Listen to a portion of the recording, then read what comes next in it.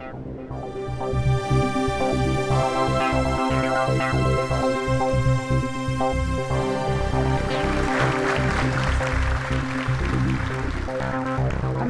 historian John Henrik Clarke once made a profound statement about the impact of stories on our lives. Here's what he said: "History isn't everything, but it is a starting point. It's a clock that people use to tell their political or cultural time of day. It's a compass they use to find themselves on the map of human geography. It tells them where they are, but more importantly, what they must be. I believe that only by calling the names and sharing the stories of people whose lives and labors were essential for our existence can we create a complete and complex community history. Stories about specific people can help us talk about topics we'd rather avoid, topics like slavery, sharecropping, and convict leasing. Take, for example, the story of slavery and its legacies at American universities. Clemson University, one of the most beloved and respected higher education institutions in the South Carolina upstate, was built on John C. Calhoun's Fort Hill plantation. But what most people don't know is that Clemson was built primarily by Black laborers. Recently installed historical markers on campus acknowledge the labors of enslaved persons on Fort Hill during the antebellum period, sharecroppers, former slaves who worked there during Reconstruction, the Black domestics that Clemson founder Thomas Green Clemson hired to work in his home, and the predominantly African-American state convict crew that built Clemson. But the only name of a Black laborer inscribed on those markers is Sawney, Calhoun's favorite slave. Why do we avoid these topics? How can we find ways to discuss painful subjects that are a significant component of our shared history? The African-American storytelling tradition of call and response invites a speaker and audience to engage in a communal exchange of ideas to better understand themselves, their communities, and the world. Drawing on this tradition, I will share two stories to initiate a conversation between you, me, and this history. I was initially told about 50 to 100 Black convicts built Clemson. My response, I decided to do some research for myself. Here's what I found. Between 1890 and 1915, Clemson trustees petitioned the South Carolina State Legislature to lease convicts to build a college for white males. The penitentiary assigned nearly 700 men and boys to the Clemson convict workforce. Clemson trustees leased convicts in groups of 30 or 50 or 100 to clear land, plant and harvest crops, make more than 2 million bricks, and erect buildings, including Hardin Hall, Trustee House, Sykes Hall, and Tillman Hall, that are still standing today. The convicts also dismantled the Fort Hill slave quarters and used those granite stones for foundations for some of the buildings. They were housed in stockades on the Clemson College campus. The majority were Black. Most of them were under the age of 30, and many have been convicted of some form of theft, often stealing food or clothing. 51 were from Greenville County, including Sam Robinson, the first of 3 13-year-olds I found in the Clemson Convict Register. In 1891, Sam was convicted of stealing a watch and pistol worth about $700 and sentenced to 1 year of hard labor in the state penitentiary in Columbia. When Sam finished his work at Clemson and was released from prison, I wonder, did he return to Greenville County? As I've been conducting this research, I've also been wondering about my own family history. I'm a 6th-generation South Carolinian, born right up the road in Spartanburg. My parents were legally barred from attending Clemson back in the mid-1950s when it was still a segregated school for white students. Instead, they earned teaching degrees at Allen University. And when I was growing up, I heard a lot of stories about Allen. But we had moved to Georgia when I was 2 years old, where my parents had found better teaching jobs. So maybe that explains why it wasn't until 2007 when I learned Clemson existed, when I was looking for work as I finished my PhD. In August of that year, Clemson hired me as a postdoc to teach early African American literature. And I learned that the university was built on Calhoun's plantation on my first day at work. That fall, my students were reading a slave narrative, and so I thought I'll schedule a tour of the Fort Hill plantation house for them.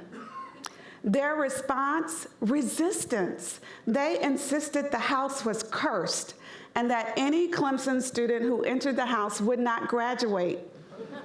Yeah. My response, I initiated what I call the Break the Curse tours, which worked.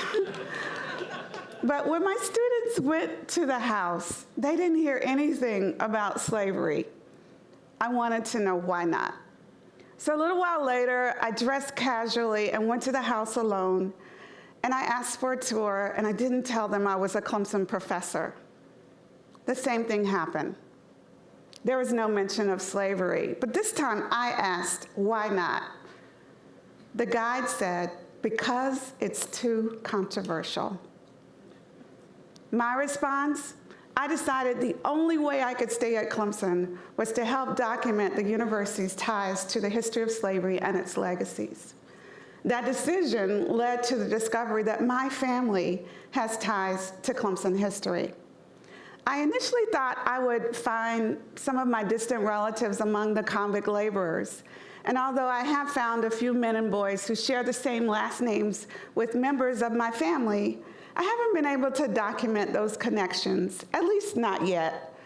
But I have found a really interesting possible connection between one of Clemson's first lifetime trustees, John Edward Wanamaker, and my paternal great-great-grandmother, Lucretia Earle. Now, my daddy described Lucretia as a white woman with long, straight hair down about to her ankles. But one of my cousins insists Lucretia was enslaved. Family photographs depict her as the tall, light-skinned matriarch of the Earle family. While I was conducting this research, I found out Lucretia was born a Wanamaker. Both she and John Wanamaker and his family were from the Lexington County, Orangeburg district. DNA testing suggests a link between me and the white Wanamakers of South Carolina. A genealogist I consulted believes Lucretia was enslaved. Indeed, the history of South Carolina is written on my skin, a history of slavery and its legacies in my family. I'm still trying to verify this connection between Lucretia and the Wanamakers. I want to know my complete family history, to find my roots and trace them all the way back to Africa and Europe. My family history is a compass I use to find myself on the map of human geography. It tells me where I am, but more importantly, who I must be. I'm still searching for Sam Robinson and hundreds of other Black laborers who built and sustained Clemson, as well as other significant Black folk who made contributions to the university's history. I believe in the power of calling a name, that by calling the names of people like Polydor, Baby Katie, Pinckney Cunningham, Mary Cannon, William Mack, Isaac White, Delphina Aaron Wilkerson, Oglia Bell Clark, Means the Barber, Jimmy Lunsford, Erskine Hawkins, Frank Matthews, Laverne Williams, and Regina Thompson, I believe somebody's going to respond and help complete Clemson history. Help make sure these names are never unknown. There's a similar story of slavery and its legacies playing out at a university right here in Greenville. In 2016, a Furman student by the name of Marion Clark wrote an opinion piece that was published in her student newspaper in which she challenged her university to re-examine its past in order to better understand the present and the future. Furman administrators responded by establishing a task force on slavery and justice that has moved the story of an enslaved man named Abraham and other Black laborers to the center of Furman history. What call would prompt you to identify the builders of your communities and honor them? Maybe you could issue that call yourself. Sometimes it takes a tragedy for people to act. In June of 2015, a young man issued a call for a race war by murdering 9 African-American parishioners during a prayer service at the Mother Emanuel AME Church in Charleston. Most people soundly rejected that call and instead responded with positive initiatives, including Clemson trustees who established a task force on the history of the university to share Clemson's complete story. But what if Clemson upped its response a notch and took the stories of 3 13-year-old Black boys, Sam Robinson of Greenville County, Wade Foster of Spartanburg County, Green Burke of Chester County, along with a 12-year-old Black boy named Simon Davis from Abbeville County, along with other Black laborers, and moved those stories to the center of Clemson history? What would happen if you moved the stories of the initial residents and builders of your community to the center of your community history? We are all indebted to people whose lives, labors, and courageous actions created the spaces in which we live, we work, and we play. Their history isn't everything, but it is a critical starting point. It can be the hand on a clock you use to tell your political and cultural time of day. It can be the orienting line on a compass you use to find yourself on the map of human geography.